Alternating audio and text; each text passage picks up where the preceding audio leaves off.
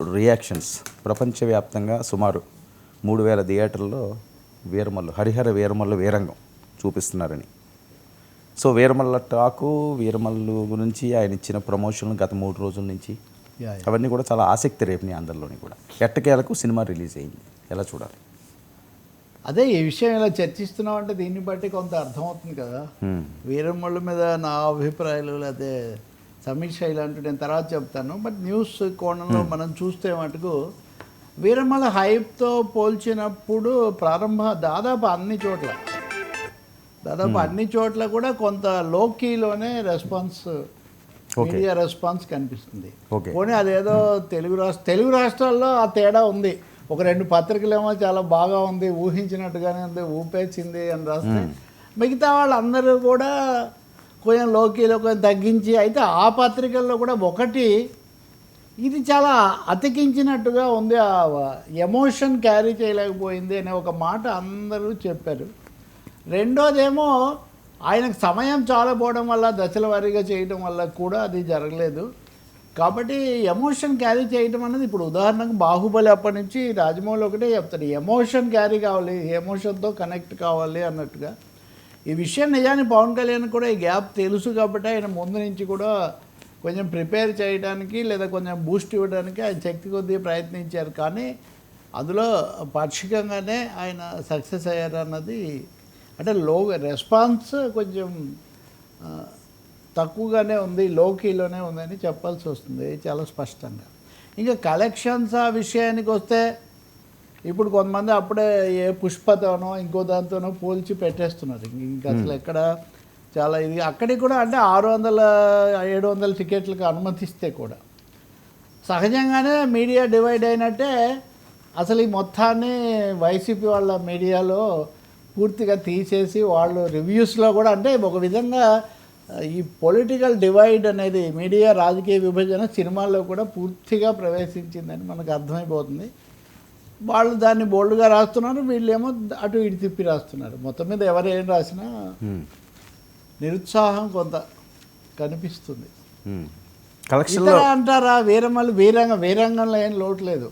నిన్న రాత్రి నుంచి అభిమానుల వీరంగం చాలా తీవ్ర స్థాయిలోనే ఉంది వాళ్ళు చెప్తూ. కానీ వాళ్ళు కూడా నేను గమనించాను,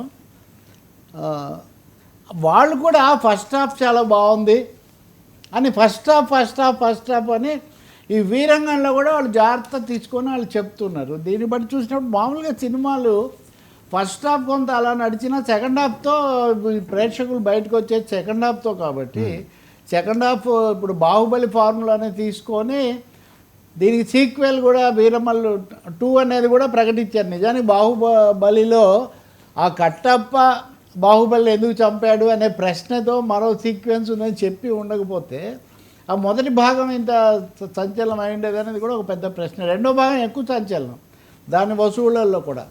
ఆ ఫార్ములాతో వీళ్ళు ఆ ట్రిక్ ఆ టెక్నిక్ కూడా ప్రయోగించారు. అయినా కానీ ప్రేక్షకులు చాలా వీరాభిమాన ప్రేక్షకులే, వాళ్ళు కూడా బయటకు వచ్చి కొంచెం ఫస్ట్ హాఫ్ లాగా ఇది అవ్వలేదు అన్నది.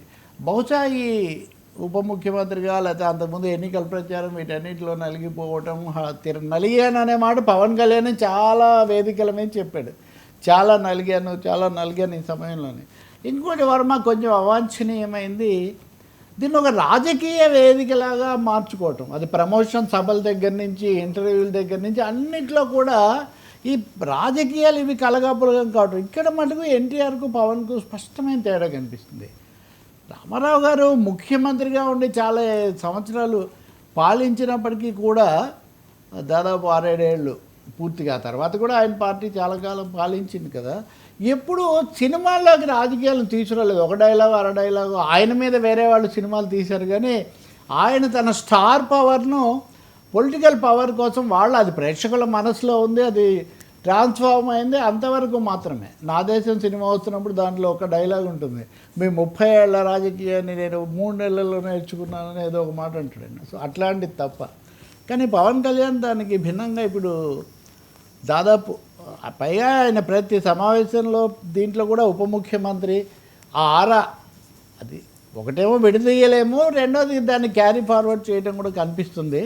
ఇది ఇంకా ఎంతవరకు అంటే ఈరోజు ఆంధ్రప్రదేశ్ క్యాబినెట్ సమావేశం జరుగుతుంటే ముఖ్యమంత్రి ఈ విషయమే ఆరా తీశారని, పవన్ కళ్యాణ్ ఆయన కృతజ్ఞత చెప్పారని, నిజంగా భవిష్యత్తులో ఇది ఒక చిన్న ప్రశ్న కూడా అవుతుంది. ఇప్పుడు అధికార వ్యవస్థ హోదాలో ఉన్నవాళ్ళు సినిమాలో కళాకారుడు కాబట్టి, నటుడు కాబట్టి నటించవచ్చు. అది నేను బేషరతుగా నిర్ద్వందంగా గతంలో చెప్పాను, ఇప్పుడు కూడా చెప్తాను.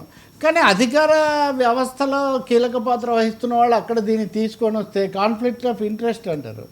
కాన్ఫ్లిక్ట్ ఆఫ్ ఇంట్రెస్ట్ రాదా అనే ప్రశ్న కూడా ఇక్కడ ఉత్పన్నమవుతుంది. ఎనీవే, ఈరోజే విడుదలైంది కాబట్టి నేను రాజకీయ వ్యాఖ్యలు కూడా పెద్దగా చేయట్లేదు, ఎందుకంటే ఒకరోజైనా వాళ్ళకు పూర్తి ఇవ్వాలి కాబట్టి. కానీ మీరు తీసుకోవచ్చు, దీనికి పెద్ద సర్వేలు అక్కర్లేదు. అన్ని ఛానల్స్, అన్ని యూట్యూబ్ ఛానల్స్, తర్వాత నేషనల్ ఛానల్స్ కూడా ముఖ్యంగా దీని మీద తమ అభిప్రాయాలు చెప్పేస్తూ ఉన్నాయి. అందుకని భిన్నంగా ఊహించిన లేకపోతే హైప్ కంటే కూడా కొంచెం భిన్నంగానే దీని పర్ఫార్మెన్స్ ఉండొచ్చు.